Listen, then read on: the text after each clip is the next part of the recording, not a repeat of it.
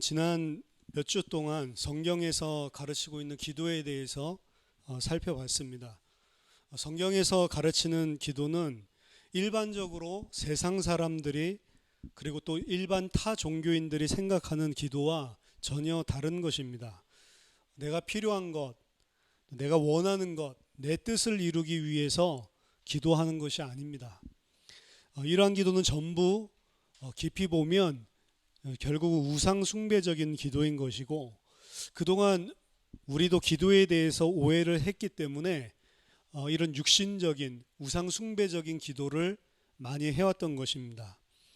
강청하는 기도, 하나님의 보좌를 흔드는 기도, 소나무 뿌리를 뽑는 기도, 이러한 간절한 기도를 하면서 간절한 기도를 하고, 그리고 그 기도의 양을 쌓으면 하나님이 감동해서 내 기도를 응답해 주신다라는 식으로 기도 생활을 해왔습니다. 하지만 성경에서 가르치는 기도는 오히려 우리 자신이 기도를 통해서 육신과 세상에 얽매였었던 나를 부인하고 내 뜻이 아닌 하나님의 뜻을 기쁨과 순종으로 받아들이게 되는 것을 말합니다. 그래서 하나님의 나라, 하나님의 통치가 내 안에 온전히 이루어지도록 하는 것이 올바른 성경에서 가르치는 기도인 겁니다. 하지만 오늘 읽은 히스기야의 기도를 보면 마치 이전에 생각해왔던 그 기도를 뒷받침해주는 기도인 것 같습니다. 히스기야가 그러한 기도를 했고, 또 하나님께서 그 히스기야의 기도를 들으시고 감동하셔서 그에게 응답을 허락해 주는 것처럼 보입니다. 따라서 여러분들이 인터넷이나 이런 데 나와 있는 히스기야의 이 본문을 가지고 기도에 대해서 설교한 것들을 들어보면 거의 대부분 이런 내용입니다. 어떠한 절망의 상황이 오더라도 절대로 포기하지 마라. 불가능이란 없다. 하나님은 전능하시고 우리의 기도를 들어주신다. 히스기야처럼 눈물로 통회하고 간절히 부르짖으면서 기도해라. 히스기야처럼 벽을 쳐다보고, 즉 사람 쳐다보지 말고 오직 하나님만 바라보고 기도하라. 그러면 하나님도 감동하셔서 그 마음을 바꾸신다. 그 마음을 돌이키신다. 오늘 본문에 보면 분명히 하나님이 이사야를 통해서 히스기야 네가 죽게 됐다라고 이야기를 하고 절대로 회복되지 않을 거라고 이야기를 했거든요. 근데 그 마음을 돌이키셨다는 거예요. 왜요? 히스기야가 벽을 쳐다보고 사람 의지하지 않고 간절히 하나님한테 기도하니까 하나님이 그 마음을 돌이키신다라고 이야기하는 겁니다. 그리고 또 어떤 본문 근거를 활용했는지는 모르겠지만 히스기야는 단순히 자기의 병 낫기 위해서 기도한 것이 아니고 하나님의 영광을 위해서 기도했다라고 설교하면서, 따라서 우리도 치유와 회복을 구할 때 하나님의 영광을 위해서 구하면 다 치유된다라고 설교를 하는 겁니다. 그래서 하나님 내 병 고쳐주세요. 그러면 병 안 낫게 해준대요. 어떻게 해야 돼요? 하나님이 내 병 안 고쳐주시면 주변 사람들이 하나님 욕하고 하나님의 영광이 드러나지 않아요. 이 주변 사람들에게 하나님이 살아계시다고 믿게 하기 위해서 내 병 고쳐주세요 라고 하면 하나님이 들어주신대요. 들어줍니까 과연? 하나님이 조롱하는 자들이 다 굴복할 수 있도록 내 병 낫게 해주세요, 이렇게 히스기야처럼 기도하면 다 응답해 주신다. 하나님이 가장 잘 응답하는 기도가 된다. 이런 쓰레기 같은 설교가 난무한 것입니다. 과연 오늘 본문은 우리에게 이러한 사실을 가르치기 위해서 성경에 기록된 것입니까? 성경을 읽을 때에는 반드시 한 가지 고려해야 될 사항이 있습니다. 성경은 우리에게 이런 식으로 믿음 생활 잘하라는 모델들을 보여주는 것이 아니고, 성경은 구속 역사를 보여주시고 구속 역사의 완성을 위해 필요한 내용들을, 일어나는 모든 인물이나 사건들이 구속 역사와 관계가 있는 것들이고 그 구속 역사를 우리에게 이해시켜주고 그걸 하나님이 어떻게 이뤄나가는지를 보여주는 게 성경이라고요. 그래서 성경은 구속 역사적으로 모든 것을 해석해야 됩니다. 그래서 아담을 쳐다볼 때도 아담이 구속 역사 속에 어떠한 위치를 차지하고 있는지를 봐야 되는 거고, 다윗이 구속 역사 속에서 어떤 역할을 하고 있고 어떤 위치에 있고, 거기에서 우리가 구속 역사 안에서 깨달아야 될 점이 뭔지를 생각해 보는 거지, 다윗처럼 용맹한 사람이 되자, 이게 아니란 말이에요. 대부분 복음주의 계열에서, 복음주의 계열과 개혁주의는 좀 다릅니다. 개혁주의는 복음주의 안에서도 굉장히 소수란 말이에요. 복음주의 계열에서는 거의 믿음의 인물들의 믿음을 우리가 본받아서 우리도 이렇게 하자 저렇게 하자라는 윤리 도덕적인 설교를 거의 그 적용에 삼고 있습니다. 근데 개혁주의에서는 그렇게 보는 게 틀렸다라고 이야기하는 거예요. 그렇게 성경을 보고 그 인물을 닮으라고 써놓은 게 아니다라고 하는 것입니다. 근데 히스기야의 기도를 해석할 때를 보면 항상 히스기야처럼 우리도 이렇게 기도를 하면 된다라는 식으로 사실은 이야기를 해오고, 그 어떠한 기도도 우리가 간절하게 기도하면 하나님의 마음을 바꾸신다, 그러니까 히스기야처럼 사람 쳐다보지 말고 하나님의 영광을 위해서 온전하게 기도하면 우리도 응답 받을 수 있다, 불가능 없다라는 식으로 가르치고 있는 것입니다. 틀렸다는 것입니다. 따라서 성경을 해석할 때는 어떤 특정 본문을 보면서 우리가 본받아야 될 믿음의 생활이나 이런 걸 보는 것이 아니고, 혹은 우리가 필요한 것을, 내가 원했던 것을 뒷받침하고 내가 원했던 것을 맞구나 성경으로 증명하기 위해서 성경을 보면 안 되고, 구속 역사적인 틀 안에서 다시 생각을 해봐야 되는 겁니다. 오늘도 이런 관점을 가지고 구속 역사적인 틀 안에서 결론적으로는 히스기야의 기도를 쳐다봐야만 되는 것입니다. 히스기야 왕은 다윗 왕과 더불어서 가장 위대한 유대의 왕입니다. 히스기야의 아버지는 아하스라고 해서 16년간 통치를 했는데, 아하스는 우상 숭배를 극도로 행했었던 사람입니다.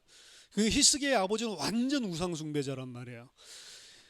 그는 암몬의 몰렉을 섬기는 자들과 같이 자기 아들을 불태우기도 했다라고 성경에 이야기를 합니다. 불태워서 자기 아들을 제사로 드릴 정도로 이방신들이 섬기는 우상 숭배를 극도로 한 열렬한 우상 숭배자였단 말이에요. 산당들도 만들고, 또 모든 산과 작은 산과 푸른 나무 아래는 제단을 만들어서 그 아래서 제사를 드리고 분향했던 사람입니다. 그것도 모자라서 아수르의 수도 다메섹을 방문했을 때, 그 아수르가 굉장히 잘 나가고 있을 때란 말이에요. 아수르가 그 이후에도 1대, 2대, 3대 왕을 거치면서 엄청나게 전성기를 구가하는데, 그 첫 번째 왕이 있었던 수도에 가서 보고 눈이 뒤집혀, 이렇게 부강하구나. 근데 그 아수르의 다메섹에 가니까 그들이 섬기는 우상이 있을 거 아니에요. 그들이 섬기는 우상과 그 제단을 보고 감동을 받아서 아수르인들의 모든 제사 제도와 그들이 지금 섬기고 있는 그 제단을 그림으로 그려가지고 가지고 가게 해서 제사장에게 똑같은 것을 우리도 성전 안에 만들어라, 이렇게 해가지고요, 하나님이 만들려고 했던, 모세에게 만들려고 했던 그 제단 옆에다가 어마어마한 아수르 우상 숭배하는 그 제단을 똑같은 크기와 모양으로 만들어 놓고, 그 다음부터 성전 들어갈 때 어디서 제사하냐? 아수르 그 제단에서 제사를 드리는 거예요, 피제사를. 그리고 여호와의 제단은 내가 특별한 거 물어볼 때만 드리겠다. 그래서 여호와한테는 뭐 자기가 알고 싶은 거 점칠 때 요럴 때만 물어보고, 나머지 모든 것들은 다 아수르 제단에다가 제사를 드린 겁니다. 그거 하기 위해서 자리가 좁으니까 물두멍은 저쪽 북쪽에다가 치워버렸다고. 웃기는 놈이죠. 아하스가 그래서 이스라엘 왕 중에 가장, 유대 왕 중에 가장 악한 자라고 이야기를 하고 있는 겁니다. 황당한 사람이죠. 그렇게 우상 숭배를 했었던, 그래서 요세푸스가 이야기하기를 당시 그 유대인들은 두 가지 제단을 성전 안에 가지고 있었다라고 이야기를 했었던 게 이 이야기인 것 같습니다. 그러니까 왜 아수르의 제단을 가져왔을까요? 여호와한테 구하는 것보다 아수르 그 섬기는 신에게 구하는 게 훨씬 더 응답이 잘 되는 것 같이 보이는 겁니다. 왜냐, 아수르가 너무 잘 나가니까. 그러니까 우리도 아수르가 섬기는 신을 섬기면 저렇게 부강한 나라가 되고 많은 재물들을 취할 수 있겠구나라고 생각해서 그 제단을 예루살렘까지 가지고 온 자가 아하스였습니다. 이렇게 우상 숭배를 극적으로 하는 거죠. 그래서 바벨론 포로로 끌려가기 전 유대인들은 성전에 두 개의 제단을 가지고 있었다고 합니다. 하나는 여호와께 빌고 다른 하나는 여호와 하나님이 주시지 않는 것을 비는 이방 신들에게 되게 좋죠. 교회 다니면서 점치러 다니는 사람 비슷한 거죠. 아무튼 이러한 아하스의 타락으로 유대 전역은 우상이 난무했었던 것입니다. 그가 16년 만에 죽게 되고, 젊었을 때 죽었는데 20살 때 왕이 됐던가, 그래서 16년 통치하고 죽게 되고, 히스기야가 25세 때에 왕이 되는 것입니다. 왕이 되자마자 그 아버지가 섬겼던 산당과 주상들을 다 깨뜨려 버리고, 그 제단까지 깨뜨렸다는 말은 안 나와 있는데, 어쨌든 산당과 이 주상들을 다 깨버렸다라고 이야기를 하고, 심지어 모세가 만들었던 놋뱀까지도 사람들이 우상 숭배하니까 그것을 깨뜨려 버리고, 느후스단, 놋조각이다, 왜 저기다 저러냐, 저거는 놋조각에 불과하다라고 선포를 하면서 하나님께 온전하게 돌아오는 대대적인 영적인 개혁을 했던 사람이 히스기야입니다. 그래서 성경도 그를 평하기를 그의 조상 다윗의 모든 행위와 같이 여호와께서 보시기에 정직하게 행했다라고 평가하고 있는 대단한 왕이라니까요.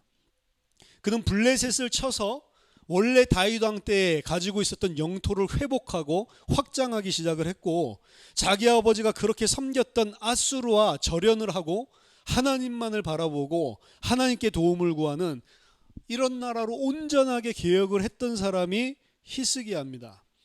그런데 그가 치리한 지 14년 되는 때, 39세가 되었을 때에 대대적인 환란이 개인적으로 나라적으로 임하게 되는 겁니다. 이미 8년 전에 북이스라엘을 멸망시킨 아수르가 이제 히스기야가 독립하겠다고, 자주 독립하고 공물 안 바치고 이러니까 손봐주겠다고, 이스라엘은 이미 망했고요, 이제 예루살렘을 향해서 진격해 오는 겁니다. 아수르 왕 사네립은 유다의 견고한 성들을 다 쳐부수고 이제 예루살렘으로 진군을 합니다. 그때에 이 히스기야가 애굽의 원병도 청해보고 이렇게 하는데 아무도 도와주지도 않고, 자기가 이대로 있다가는 완전히 망하게 됐다라는 것을 절감하게 됩니다. 그래서 사네립에게 이 신하를 보내서, 죄송하다, 곡물 바칠 거니까 뭐든지 원하는 대로 다 바칠 거니까 제발 살려달라라고 부탁을 하게 됩니다.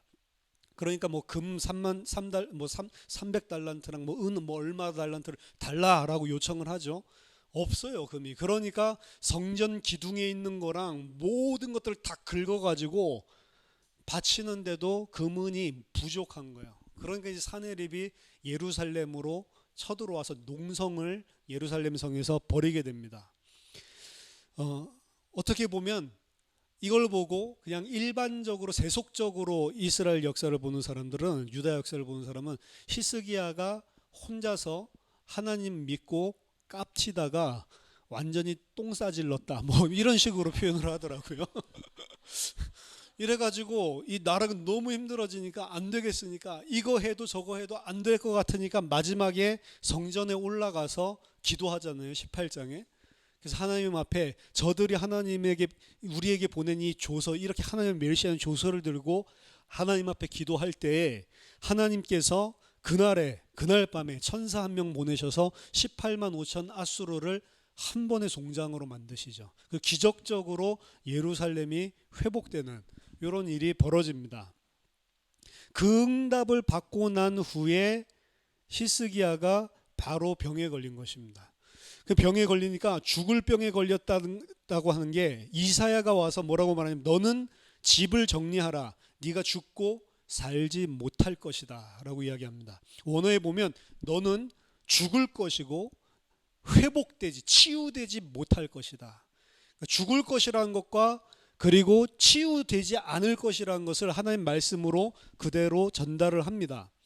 따라서 반드시 히스기야는 하나님은 말씀하시면 그 말씀하신 대로 이루기 때문에 죽을 병에 걸린 것이고, 또한 그 병은 절대 치유가 되지 않는 것이죠.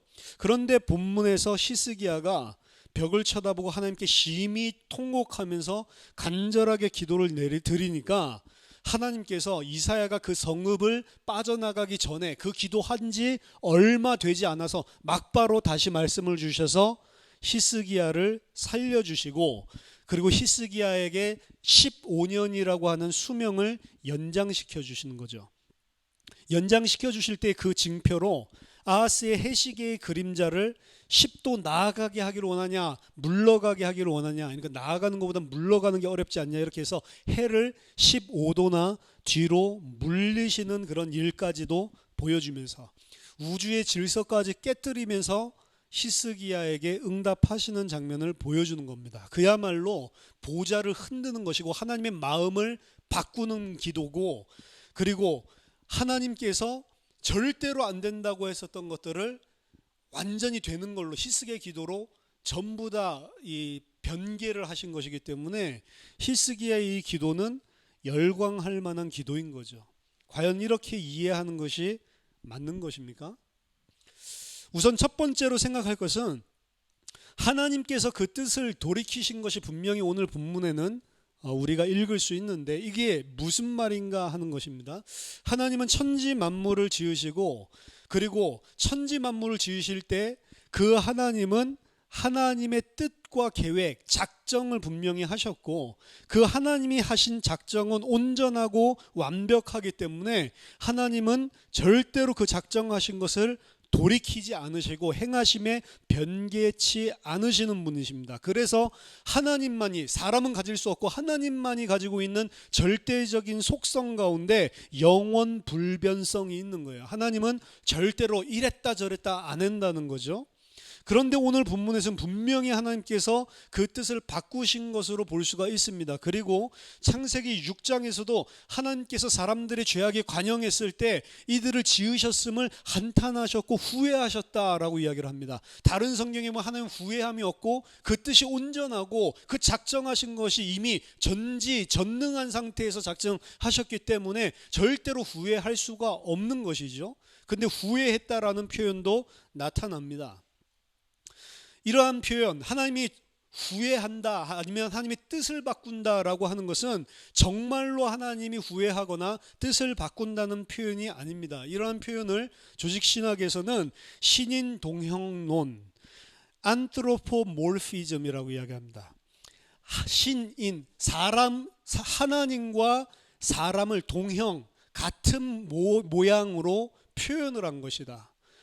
하나님은 사람과 같이 후회하거나 뜻을 변하는 것이 없는데, 그 하나님을 꼭 사람처럼 후회를 하거나 뜻이 변하거나 이런 분으로 묘사를 하고 있을 때, 이것은 하나님이 얼마나 안타까워하셨는지, 그리고 하나님이 얼마나 그 사람들을 위하시고 사랑하시는지를 나타날 때 그런 표현을 쓴 것이지 실제로 뜻을 바꾸거나 변개한 것이 아니라는 말입니다.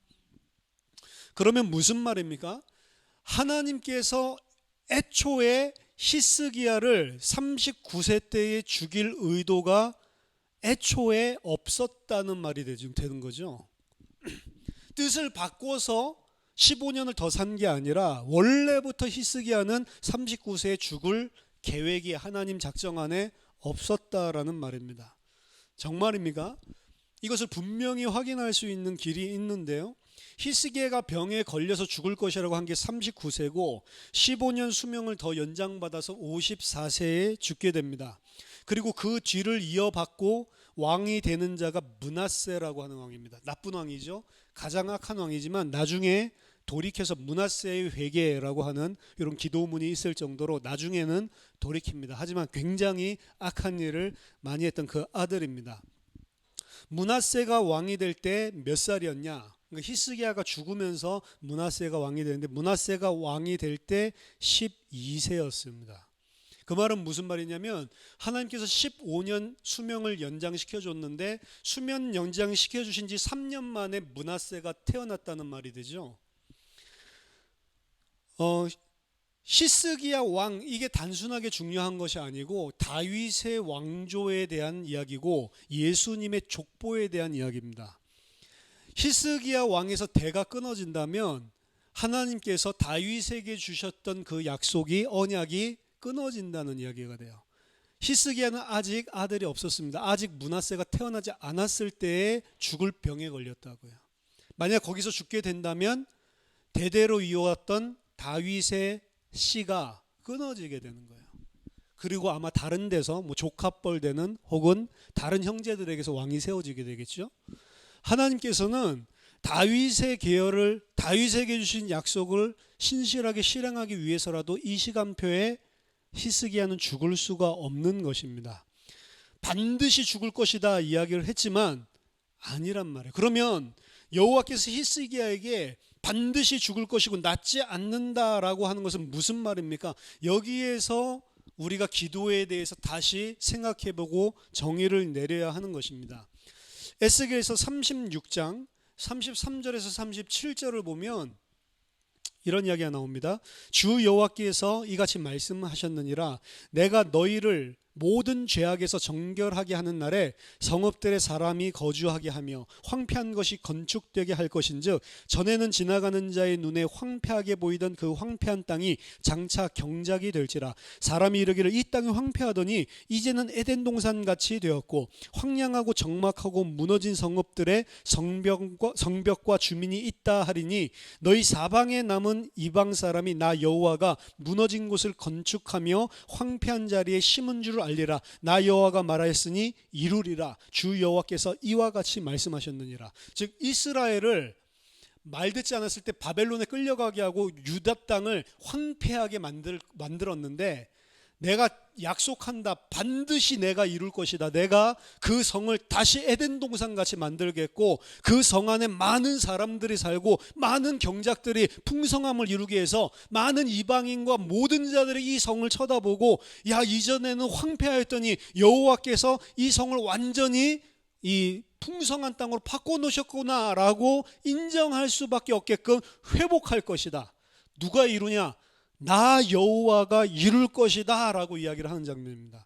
이게 하나님이 모든 것을 다 이루시는 거잖아요. 구원과 축복과 이런 것들이 인간이 뭘 잘해서 하는 게 아니고 하나님이 다 이루신다는 말입니다. 근데 이 말을 하시고 37절에 뭐라고 이야기하냐면 그래도 이스라엘 족속이 이같이 자기들에게 이루어 주기를 내게 구하여야 할지니라 라고 이야기를 합니다. 하나님이 작정하셨고 하나님이 다 이루시는 거잖아요. 근데 너희들이 내가 이렇게 다 할 거지만 그래도 이스라엘 너희들은 내게 이같이 이루어 주기를 구하여야 할지니라 라고 이야기를 합니다. 이게 기도란 말이죠. 하나님은 모든 것을 작정하시고 그 작정하신 바를 한치의 오차도 없이 사람의 힘이 사실은 필요가 없어요. 온전하게 성취하시는 하나님이십니다. 그리고 그 일은 하나님께서 다 이루시는 거예요. 그럼에도 불구하고 내가 모든 것을 다 하고 다 이룰 것이다 라고 말해놓고는 그래도 이스라엘이 나에게 이와 같이 해주기를 구해야 한다, 기도해야 된다 라고 말씀을 하십니다. 이게 하나님이 처음부터 일하시는 방법이란 말이에요. 하나님은 모든 것을 다 자신이 행하시고 우리의 도움이나 능력이 조금도 필요 없으신 분인데 그럼에도 불구하고 하나님께서 그 일을 행하실 때는 언제든지 그의 백성들을 통하여 그 백성들의 기도와 그 백성들의 삶을 통해서 일을 하시고 이루신다는 말입니다.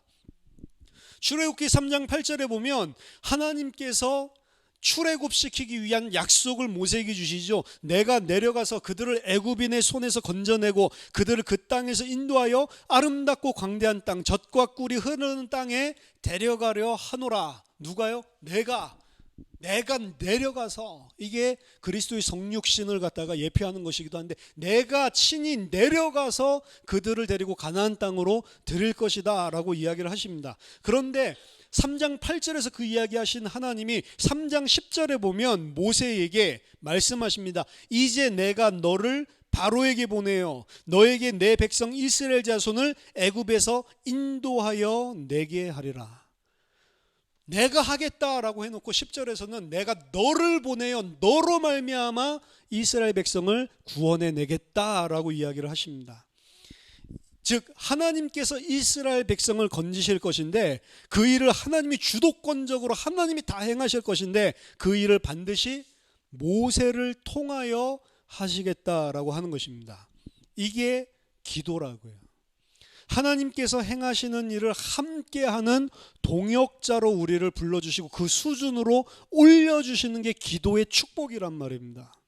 하나님의 나라를 완성하는 게 기도의 궁극적인 내용이라고 이야기했죠. 하나님의 나라는 누가 이룹니까? 하나님이 이루시는 거잖아요.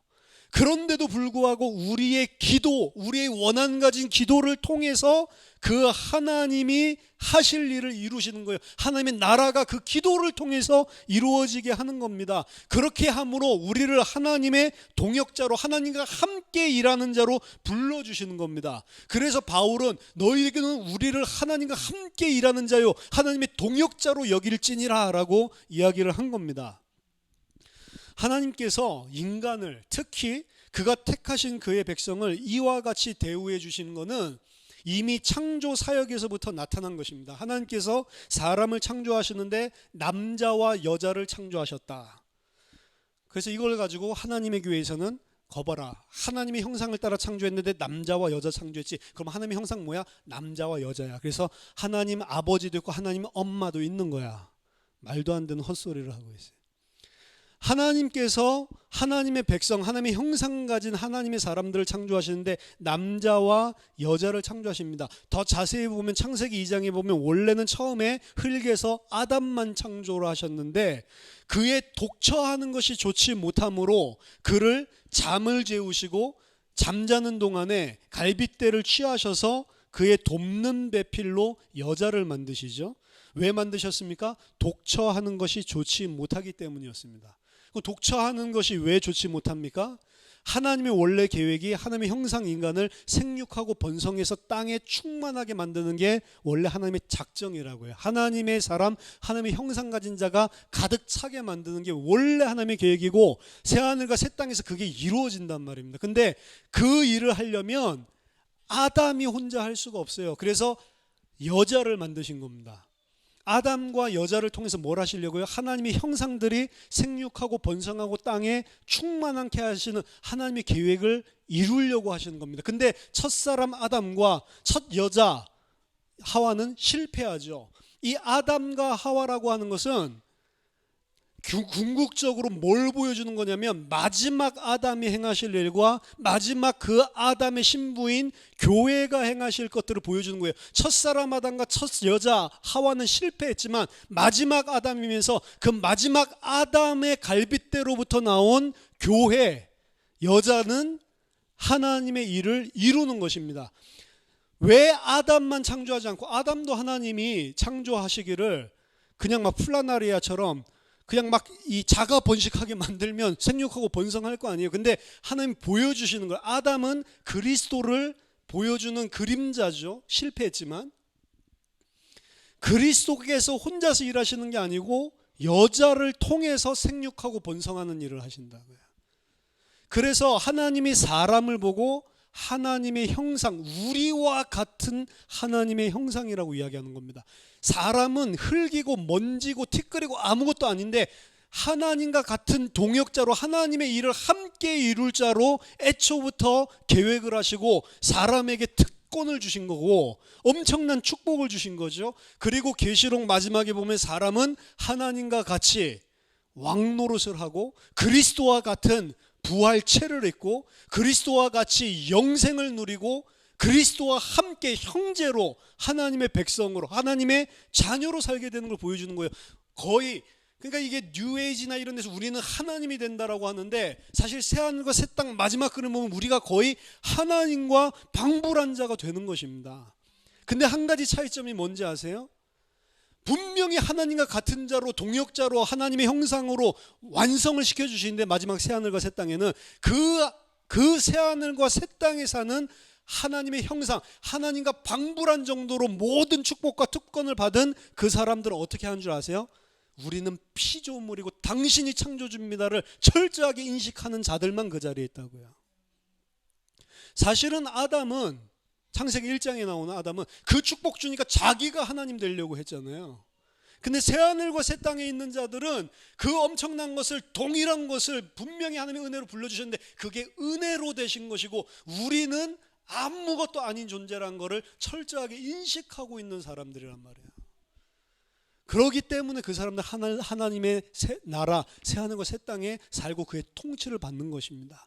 통치를 받고 100% 납작 엎드려서 순종하는데 하나님은 그들을 아니야, 넌 내 형제야, 넌 나와 같은 자야 라고 올려주시는 거예요. 이게 창조 질서 안에 인간에게 주신 축복이고, 이 축복을 주시기 위한 게 우리의 형상을 따라 우리 모양대로 사람을 만들자라고 하는 거고, 남자와 여자를 만들었다라고 하는 것은 천국에는 남자도 없고 여자도 없다라고 그랬습니다.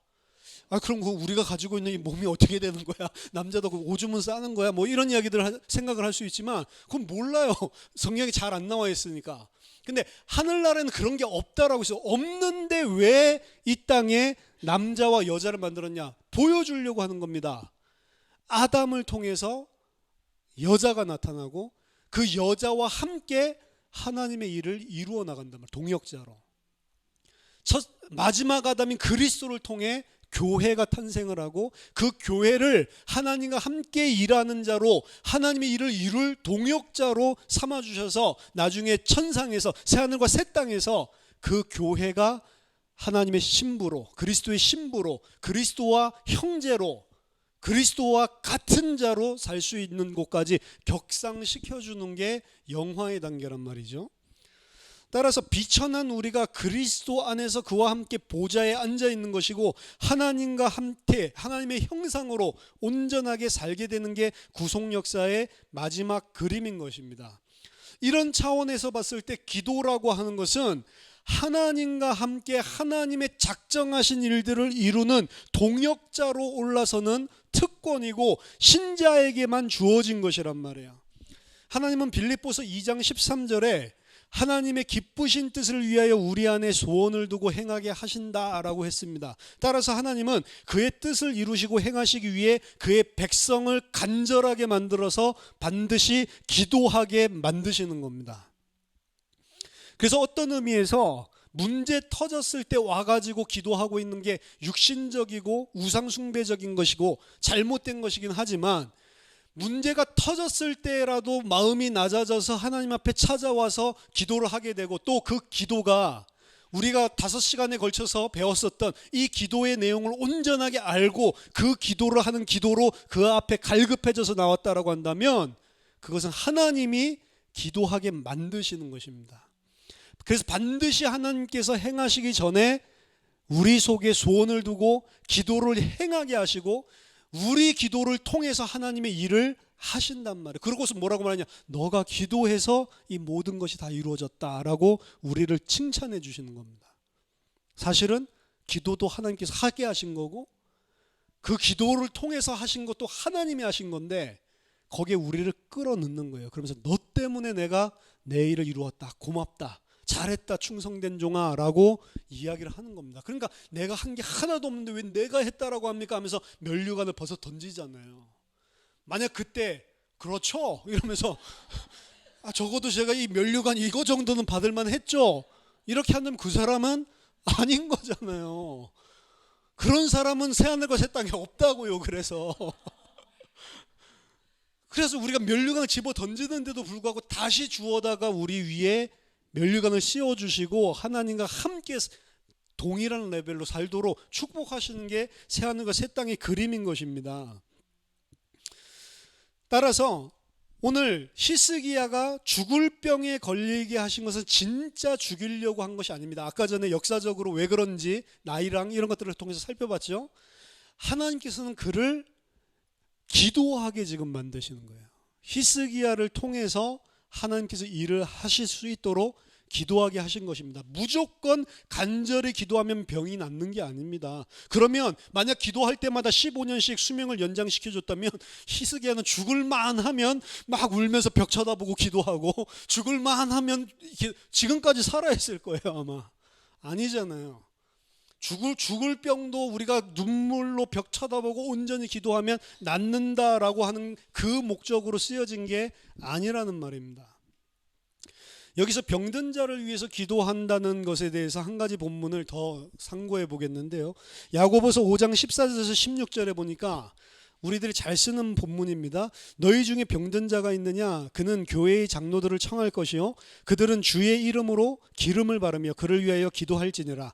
믿음의 기도는 병든 자를 구원하리니 주께서 그를 일으키시리라. 혹시 죄를 범하였을지라도 사하심을 받으리라. 그러므로 너희 죄를 서로 고백하며 병이 낫기를 위하여 서로 기도하라. 의인의 간구는 역사하는 힘이 큼이니라.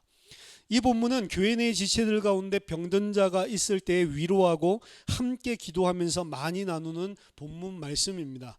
여기서 교회의 장로들을 청하라라고 하는 것은 장로가 역사하는 기도가 역사하는 힘이 많기 때문에 그 능력의 기도를 할 수 있는 장로를 청하라는 소리가 아니고 온 교회를 대표하는 자로 장로 이야기를 하는 겁니다.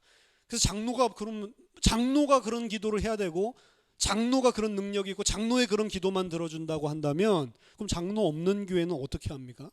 말이 안 되는 거죠. 장로라고 하는 것은 교회를 대표하고 온 교회라는 표현으로 받아들이시면 적당한 것입니다. 따라서 교회 전체가 병든 자를 위해서 기도를 하라는 거죠. 병든 자를 위해 온 교회가 함께 기도를 하는데 여기에서 죄에 대해서 언급하고 있는 부분에 주목을 해야 됩니다. 모든 병은 죄 때문에 왔냐? 그렇지는 않죠. 모든 병이 죄 때문에 온 것이 아닙니다. 하지만 근본적으로 파고 들어가 본다면 병이라고 하는 것은 사실은 죄의 결과로 세상에 들어오게 된 겁니다. 병이라고 하는 것은 아담이 죄를 지으면서 환경이 저주를 받기 시작하면서 그때부터 인간에게 찾아온 것이기 때문에 병이라고 하는 것은 굳이 내가 어떤 죄를 지었기 때문에 이 병이 왔다 이런 1:1 연관성은 없지만 죄라고 하는 것이 병의 저변에는 사실은 깔려 있는 것이라고요. 그래서 질병을 이야기하면서 근본적인 이런 죄에 대해서 여기서 이야기를 하고 있는 것입니다. 모든 병을 낫기 위해서 기도하면 병이 낫나? 아닙니다. 장로들을 청해서 기도하면 그 장로들이 의인이라면 병이 낫는가? 아닙니다. 나을 수도 있고 안 나을 수도 있습니다. 하지만 더 중요한 것은 여기서 그 장로들을 청해서 온 교회가 함께 기도하면 어떻게 한다고 했냐면 그 병든 자가 구원받게 되고 일어서게 된다라고 이야기를 하면서 죄 이야기를 하고 있다고요.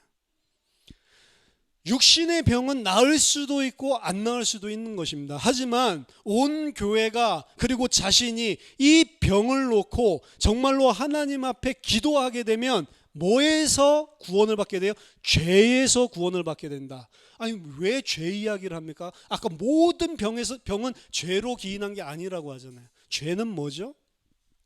죄는 내가 하나님 자리에 서는 것이고 죄는 나 중심적인 겁니다. 전부 다 나요. 그러니까 우상숭배 기도나 이런 것들도 다 나를 위한 기도고 전부 다 내가 주체가 된 거라고. 사람은 정말로 복음을 모르고 하나님을 만나지 않으면 전부 다 나 중심적인 것을 아시기 바랍니다. 다 나라니까요. 선행을 하는 것도 내 만족을 위해서 다 깊이 보면 하고 있다는 거예요. 내가 뭔가를 위해서 하고 있다는 거예요. 그게 죄라고 하는 겁니다. 근데 병든 지체를 위해서 온 교회가 이 지체를 위해서 눈물로 기도를 한다라고 한다면 그것이야말로 더 이상 나를 위해서 기도하는 게 아니고 다른 사람을 위해서 기도하게 되는 거예요. 하나님 사랑과 이웃 사랑이 모든 율법의 핵심이고 우리가 그리스도를 닮아간다고 하면서 하나님을 전적으로 내 목숨을 다하도록 사랑해서 순종하고 그리고 내 이웃을 내 몸처럼 사랑하는 것인데 지금 죄에서 구원받는다고 하는 것은 하나님의 나라가 그렇게 기도하는 곳에 온전히 임했다라고 하는 것입니다. 병은 나아도 되고 안 나아도 돼요. 근데 그렇게 기도를 하고 지체를 위해서 내 욕심과 나 중심적인 것이 아니고 이 사람을 내 몸과 같이 사랑해서 기도하는 그 현장에 죄가 없어 사해지고 그리고 그곳에 하나님의 나라 통치가 임하게 되는 것입니다. 그래서 그것을 보고 구원이라고 하는 거예요. 구원. 병이 나으리라 라고 안 하고 구원이라고 표현을 하잖아요. 그래서 우리가 병을 위해서 기도하면 무조건 낫는 것이 아닙니다. 하나님의 뜻이 있는 병도 있는 것입니다. 하지만 우리들이 그 병을 통해 우리가 5시간 동안 배운 그 기도를 정말로 하나님 앞에서 한다면, 그리고 그것이 정말로 내 안에 이루어진다면 병이 낫고 안 낫고랑 상관없이 내 안에 뭐가 임해요? 하나님의 나라, 구원이 임하게 돼 있다. 죄에서 빠져나오게 되는 것입니다. 그게 진정한 치유라고 볼 수 있어요. 어떻게 보면 병이 나았는데 그게 안 됐다, 그건 치유가 아닙니다. 성경에서는 말하는 성령의 역사 아니라고요. 이 야고보서 이 본문을 가지고 의인이 기도하는 강구에 역사하는 힘이 많다고 해서 내가 그 의인이 내 기도 받으면 나 이래서 봉투 가져오라고 해서 기도해주고, 말이 안 되는 거예요. 어떤 목사는 200만 원 꼭 가져와야 된다면서요. 150만 원 가졌더니 50만 원 채워서 다음에 오라고. 그런 기도가 어디 있어요? 성경에 그런 기도를 이야기한 적이 없습니다. 그렇기 때문에 진짜 병은 나아도 되고 안 나아도 되는 것이고, 그리고 또 실제로 이렇게 사심 없이 하나님께 간구할 때 많이 병이 낫습니다. 그렇기 때문에 여러분, 가장 좋은 기도는 중보 기도예요.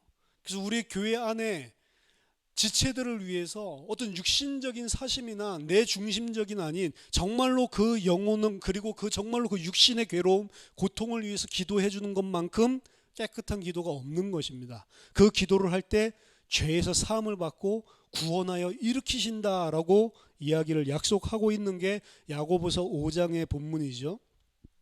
자, 하나님은 애초부터 히스기야를 죽이기 위해서 병들게 하신 것이 아니라 기도를 강권적으로 시키기 위해서 병들게 하신 것입니다. 그러면서 그에게 자신이 아니라 하나님만을 바라보고 의지하게 만드신 것입니다. 하지만 히스기야는 15년 동안 수명이 연장되고 낫게 되는 하나님의 은총을 받았지만, 한 가지 생각해 보고서, 그럼 왜 굳이 병을 나게 하면서까지 하나님께서 히스기야에게 이런 기도를 시킬 이유가 있었냐, 왜 굳이 이런 거를 겪게 하냐라고 하는 것입니다. 예루살렘을 위해서 기도하는 것은 차라리 낫지, 왜 개인은 병을 또 들게 만들어서 이런 기도를 그렇게 할 이유가 있냐라고 하는 것입니다. 오늘 히스기야의 기도를 자세히 보면요, 하나님이 이 기도를 시키셔야만 됩니다. 그리고 히스기야가 병 낫고 난 다음에 한 행적을 살펴보면 히스기야는 반드시 지금 기도를 해야만 합니다. 자기를 위해서. 자기를 위해서 기도한다는 것은 야고보에서 말하는 병 낫는 게 아니고 죄에서 구원받고 하나님의 나라와 통치가 온전히 임하기 위해서 기도를 해야 돼요. 근데 히스기야는 이 기도를 통해서 병 나았지만 못 깨달았습니다. 그걸 제가 살펴보겠습니다. 히스기야가 기도하는 내용에 벌써 문제가 있어요. 제가 봤을 때는. 뭐라고 기도를 하죠? 히스기야가 낯을 벽으로 향하고 여호와께 기도하여 이르되, 여호와여 구하오니 내가 진실과 전심으로 주 앞에 행하여 주께서 보시기에 선하게 행한 것을 기억하옵소서. 뭐죠 이게? 하나님, 내가 지금 이 병에 걸렸는데 내가 하나님께 얼마나 전심으로 진심으로 행했는데 내가 이 병에 걸릴 수가 있습니까? 라고 이야기하는 거죠. 내가 그렇게 하나님을 위해서 올바로 했고, 이런 앗술에게 어려움 당하면서까지 이런 우상들을 다 파하고 다윗의 길로 행했으면 하나님, 나이 병들어서 이렇게 39세 요절하게 만드는 거는 아니지요 라고 하는 게 베이스에 쫙 깔려 있죠. 기도를 지금 잘못 이해를 하고 있고, 아마 히스기야는 이렇게 생각을 했었던 것 같아요. 내가 여호와께 전심으로 행하면 우리나라에 아무 고통이 없고 다윗 솔로몬 때처럼 엄청난 부강한 나라가 돼서 이제 앗수르도 이기고, 이렇게 1대1로 생각을 했던 것 같아요. 근데 반대의 상황을 하나님이 허락해 주시는 거죠. 온전하게 행하면 이 땅의 것을 받는 것이 아니라는 것을 보여주시는 거죠. 근데 히스기야는 여전히 기도에 그 자신이 가지고 있었던 것들, 그러니까 히스기야가 아수르가 쳐들어올 때 하나님한테 의뢰하는 게 아니고 애굽을 찾아가고 금을 다 띄워주면서 성전에서 박박 긁어서 금은을 다 띄워주면서까지 아수르 왕에게 빌어보고, 그것도 안 되니까 제일 마지막에 여호와께 기도를 한 겁니다. 그거를 우리는 이 사건을 통해서 알지만, 그리고 히스기야도 아마 사건을 통해서 알게 됐을 거지만, 하나님은 아시잖아요. 왜 하나님이 그럼 그렇게 허락하시죠? 왜 그 아수르가 18만 5천을 한꺼번에 패하게 하시고 하나님께서 예루살렘을 구하셨는데 또 히스기야에게 질병으로 죽을 병에 걸리고 그것도 선지자를 보내서 절대로 너 이 병은 낫지도 않아 라고 말을 해서 하나님 앞에 무릎 꿇게 만드냔 말이에요. 그 무릎 꿇고 기도하는데 이 자기가 가지고 있는 이 생각이 이거란 말이에요. 이게 사실은 히스기야가 가지고 있는 한계입니다. 이거를 이제 드러나게 해주는 게 병 낫게 해주니까 병이 들었다는 소문을 듣고 바벨론에서 사신이 그 이유를 보면 찾아옵니다. 사신이 찾아오니까 3일 만에 병이 나았잖아요. 3일 만에 나니까 이미 바벨론에서 사신이 왔을 때는 이미 히스기야는 건강한 몸을 회복하고 있을 때였죠. 바벨론 사자들이 당도했을 때 히스기야는 하나님께서 죽을 병이 걸렸던 나를 3일 만에 이렇게 살리셨다라고 말하기는커녕 뭘 보여주죠? 자기의 국고를 열어 보이면서 무기와 금과 은과 보물들과 향품을 보여주고 자랑했다라고 이야기를 합니다. 결국 히스기야가 가지고 있는 생각은 내가 여호와 하나님이 원하시는 옳은 일을 행하면 여호와 하나님이 나를 이렇게 보상하신다는 요 생각이에요. 그거 복음 아니고 언약 아닙니다. 히스기야가 진짜로 하나님 앞에 전심으로 그렇게 했다면 사실은 이런 일들도 병도 일어나지 않아도 되는 이야기입니다. 그렇지만 하나님은 히스기야 왕답게 올바른 자로 의로운 자로 살리시기 위한 거예요. 그러기 때문에 던져주신 거예요. 그러기 때문에 기도를 하면 진짜 기도를 했다면 받아야 될 응답은 병 낫는 게 아니고 우리가 죄에서 구원을 받는 거라니까요.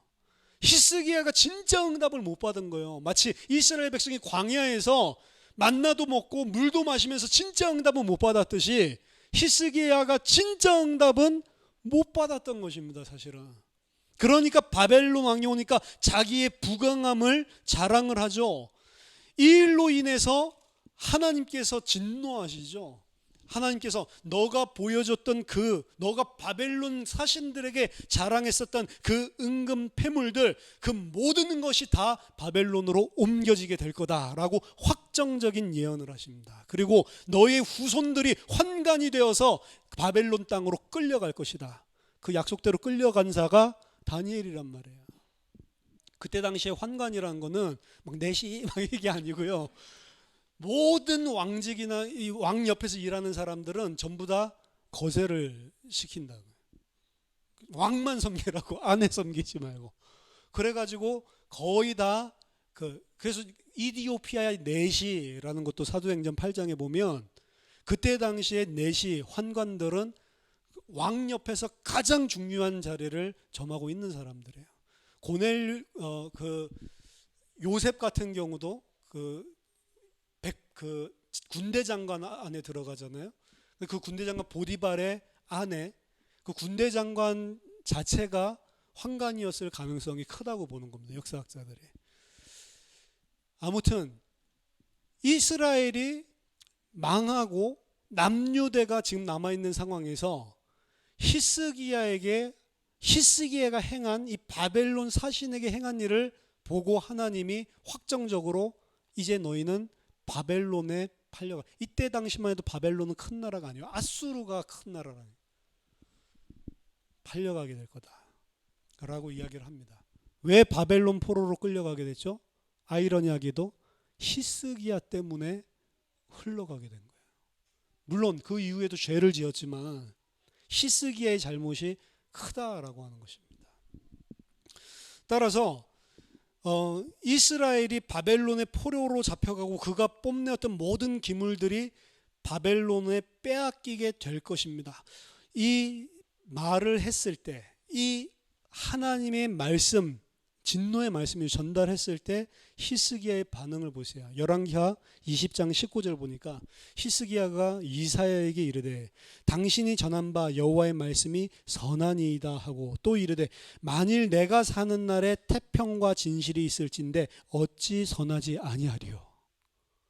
완전히 이게 속물이죠. 하나님 잘못했습니다 이것도 아니요. 여호와의 말씀이 선합니다 하면서 나 있을 동안에는 그래도 일단은 안 잡혀가겠네요. 그러면 어찌 이것이 선하지 않은지요. 이러고 있다니까요. 이게 우리가 본받아야 될 히스기야의 기도고 응답입니까? 뭘 보여주고 있습니까? 성경은 히스기야 이 인간 아니다라는 거예요. 히스기야 이 인간 때문에 이스라엘이, 하나님의 땅 유다 땅이 또다시 바벨론의 침략을 받고 예루살렘이 무너지고 너희들은 다 황폐하게 될 것이고 포로로 잡혀가게 될 거다, 이 왕 때문에 라고 하는 것을 보여주는 것입니다. 이것이 이스라엘 그리고 유대 왕들을 통틀어서 다윗과 함께 쌍벽을 이루는 히스기야의 고백이라니까요. 여호와의 말씀은 선하십니다. 내가 살아있을 동안에만 편하고 평안하고 잡혀가지 않는다면 이 말이 어찌 선하지 아니하리요, 이러고 있다니까요. 이게 왕입니까? 왕 때문에 진노와 재앙이 임하고 왕 때문에 하나님의 축복과 호의가 임하는 그 대표성의 원리를 보여주는 게 역사서인데, 지금 히스기야 왕은 엄청나게 하나님 앞에 선 것 같은데 결국에 히스기야가 그 하나님 앞에 올바르게 행한 것이 무슨 결과고 무슨 이유 때문인지를 보세요. 자신의 기도 속에서도 그 이후에 행하는 것을 보았어도 결국에 히스기야 왕 때문에 바벨론의 포로가 잡혀가게 되는 겁니다. 이해가 됩니까? 구속 역사 전체를 통해서 히스기야의 이야기는 그럼 뭘 보여주는 겁니까? 이게 바로 인간이다라는 걸 보여주는 거예요. 이게 오래 있다가 생긴 것도 아니고 좀 전에 죽겠다고 막 눈물을 흘리면서 벽 쳐다보고 기도하던 인간이 며칠 만에 이 이야기를 하고 이 짓을 하고 있는 거라니까요. 이게 인간인 것입니다. 이런 인간 왕으로는 절대로 너희가 구원받을 수 없다라고 하는 거예요. 참된 왕, 참된 언약을 지키는 지도자가 오셔야지만 너희들이 살아날 수 있다라고 하는 것을 보여주는 겁니다. 그래서 다윗도 아니라고 보여주는 거고 히스기야도 아니, 다른 사람들이 더 아니고. 아이러니한 것은 히스기야 왕의 아들 므낫세 있죠. 12살의 왕이 된 므낫세, 55년간 통치를 합니다. 유다 왕 중에서는 가장 오랫동안 통치를 해요. 어렸을 때 왕도 됐지만 가장 오랫동안. 므낫세 왕은 성경에 보면 가장 악한 왕으로, 그 아하스 히스기야 아버지처럼 똑같이 우상 숭배를 하고 앗수르의 다시. 근데 역사적으로 보면 므낫세라고 하는 왕은 위대한 왕입니다. 아까 전에 말씀드렸듯이 히스기야가 똥 싸놓은 것을 전부 다 회복한 사람이에요. 괜히 말도 안 되게 앗수르한테 이제 조공 안 바쳐 이러다가 완전히 된통 당했잖아요. 다시 앗수르 찾아가서 사바사바하고 관계들을 다, 이 앗수르가 얘를 인정해가지고 이 조공도 오히려 더 감해주고 너 마음껏 해라, 너는 참 충성되다, 이렇게 해가지고 엄청난 부강함을 회복했었던 때가 므낫세 때입니다. 근데 므낫세는 성경에서 뭐라고 말하죠? 악한 자. 몇 줄 나오지도 않아요. 그리고 또 가장 북이스라엘의 유명했던 왕이 오므리라고 하는 왕입니다. 오므리라고 하는 왕은 악한 자, 그것도 딱 한 줄 나와요. 성경에. 근데 가장 부강한 나라를 이끌었던, 모압에 지금까지 남아있는 모압의 비석에도 오므리 왕의 행적이 나와 있다고요. 그 정도로 이스라엘 왕이지만 엄청난 왕이었다고. 그렇지만 성경에서는 그냥 악한 자, 여호와의 보시기에 악하고 여로보암의 길로 행하고 많은 이스라엘 백성을 망하게 만든 자처럼 이야기를 해요. 육신적으로 볼 때는 가장 부강했는데. 뭘 말하는 거죠? 하나님이 보시는 기준, 하나님의 나라는 이 땅의 기준과 다르다라고 하는 것입니다. 하나님이 보실 때 진정한 기도도 다른 것입니다. 이 땅의 것과 다른 것입니다. 하나님이 주시는 기도의 응답도 이 땅의 것과 다른 것입니다. 진짜 히스기야가 받아야 될 응답은 하나님 앞에 겸비하면서, 그동안 내가 하나님을 섬긴다고 하면서 사실은 육신적인 부강함과 내 개인의 건강과 평안을 꿈꾸고 있었던 것은 아닌지를 그 사건을 통해서 돌아봤어야 되는 거예요. 그 응답을 받아야 그 안에 하나님의 나라가 임하게 되고 그가 죄에서 구원을 받게 돼. 그게 기도라고요. 진짜 기도는. 히스기야의 기도 흉내내서 소나무 뿌리 뽑지 마시고 진짜 기도를 하시기 바랍니다. 진짜 응답이 무엇인지를.